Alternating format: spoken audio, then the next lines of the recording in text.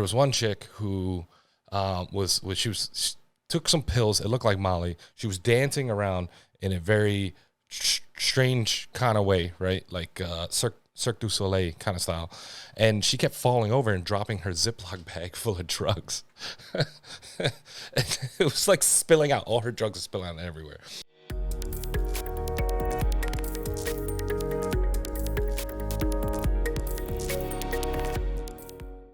What's good, YouTube? It's Lewis here with Crypto Community Book, and I wanted to do a quick video on what it was like at the North American Bitcoin Conference in Miami this past week. As you can see, it was on Monday the 17th, ended on Wednesday the 19th, and overall, it was pretty fun, but not quite what I expected, and I'll get into that. So. First off, we bought the tickets. It was probably about, it was $1,000. Got in Sunday night. Then, of course, Monday morning started the convention. And if you've been to any convention, like say, big conventions that have in Vegas, a lot of times you'll have sessions in the main auditorium, and then you'll have breakout sessions in all these other big conference rooms. And then, of course, always the expo floor.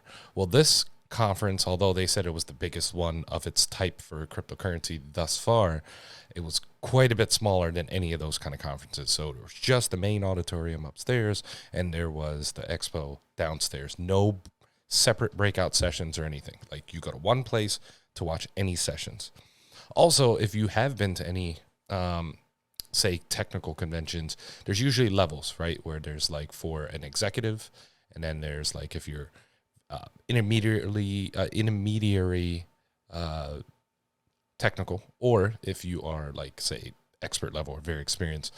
I would rate everything that we saw was like at that marketing executive level. Okay, nothing got truly technical. To be fair, we missed sessions, and that's because we were out meeting people and so on. So we didn't sit in every session. But anyway, let's talk about first to guess, right? That was kind of cool. So I go down here. Mark Cuban, he was one of the first guests that popped on.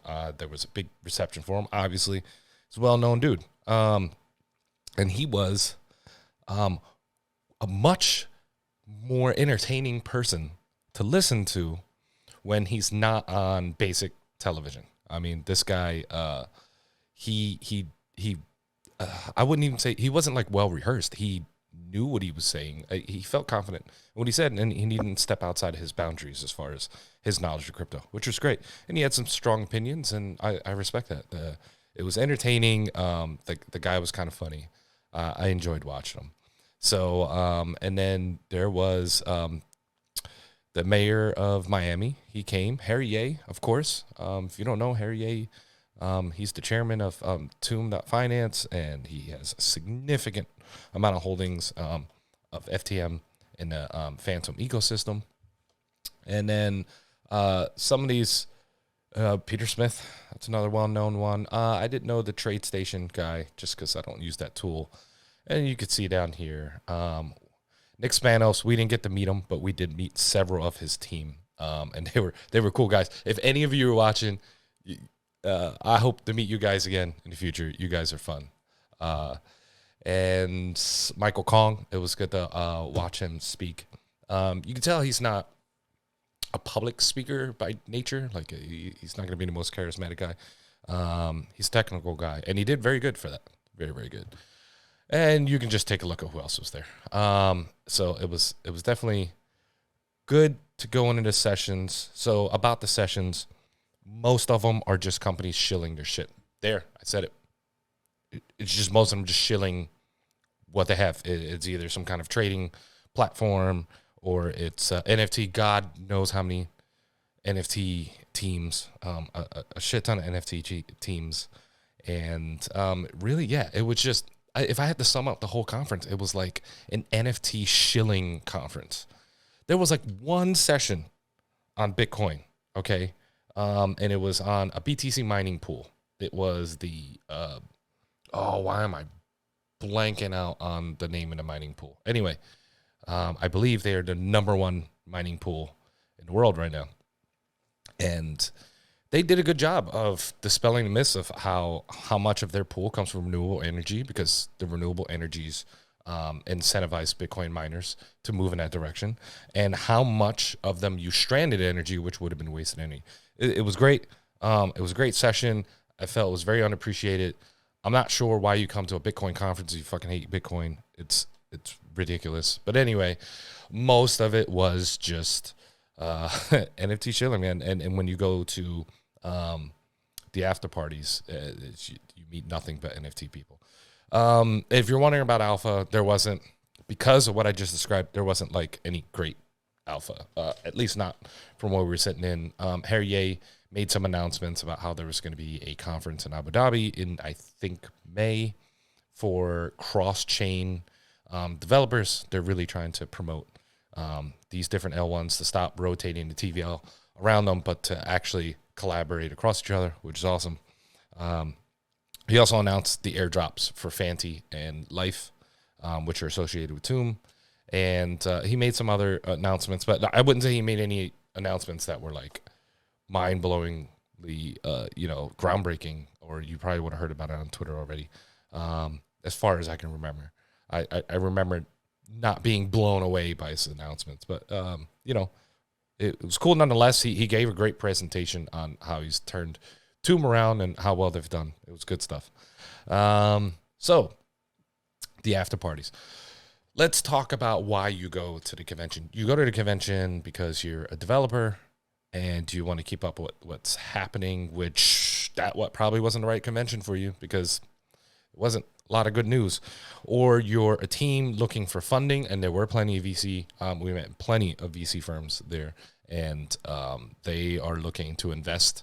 And then there's plenty of NFT teams that want people to invest, right? They're out there. They're begging. They're artists that are begging for change around there. I mean, I heard pitches in the bathroom, like all the time. Like, yeah, I have this NFT. And it was always in the bath. You're pissing. You're like, fuck, if I hear about another motherfucking NFT artist pitching his shit. And then next thing you know, I'm like, oh, so it was all over the place. And nothing against, hey, there's we heard some great NFT projects out there, but a lot of them were, we don't need that, So the after parties are really where all the connections were made. And we went there as, I was hoping for technical sessions, didn't get that, right? It was nothing like an IT conference. So strike out there. However, the other part was to meet people in the industry, and that definitely was worth it. However, that did not happen during the day. Sometimes you talk to people like at the booths. Of course, the booths want you to talk to them. They're, usually selling something or partnering on behalf of someone. But at the after parties, all of that drops. There's pitching. But let me tell you, at the after parties, that's when everyone's been drinking and they're all merry, and suddenly everyone's friends. You meet a bunch of people, and that was great. So on the first night, we went to the Versace mansion. And here's the thing. After parties, a lot of times, usually are like some kind of invite thing. So we heard about it because an NFT team we were talking to were like, hey, we're going to go to the Versace mansion. You want to come? And we're like, fuck it. Are we dressed for this? Because, I think I had a hoodie and a cap on or something. And so me and Airborne Monkey, we went with them. And of course it was a private event, but, they called over a teammate who was, I think, like their boss who worked in another country. He came in and he was like, yeah, I know them all. Right. And then they were like, good luck. And we went around, and this is where we get into the funny stories. Cause, in the after parties, there was no, I guess, sense of consequences, right? There was no shame. In the Versace mansion, Airborne Monkey got offered cocaine, not even anywhere private. There was one chick who she took some pills. It looked like Molly. She was dancing around in a very strange kind of way, right? Like Cirque du Soleil kind of style. And she kept falling over and dropping her Ziploc bag full of drugs. It was like spilling out. All her drugs were spilling out everywhere. And it was just like most of the people there, like we were talking to someone who was one of the sponsors of the event, and he didn't look surprised at all. And he was like, oh, yeah, that. And we were like, what the fuck is going on here? So it was a whole bunch of that. And the mix of people were like people in their suits, you know, representing the companies, and some were just in just normal down to earth clothing, and then there were plenty of you could tell like the artists who were very eccentrically dressed, or I should say eclectically dressed, right? Just the oddest mix of like there might be a robe and a rice hat and or like a suede kind of jacket thing with I'm telling you, like bedazzled things and just all kinds of a very disparate kind of clothing. It was, you know, when you see them, you absolutely know. So there was quite a mix of people in there. But the thing is, pretty much everyone there was friendly, right? And they talk to you and they say, hey, what do you do? Hey, we tell them like, hey, we started with mining. Now we do yield farming. We have a YouTube channel. And, you know, we're just here to meet people and get deeper into the industry.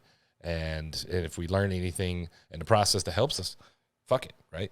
And just like that, like regardless of who they were, we decided to just be ourselves. Not too extra, you know, you got to read the room.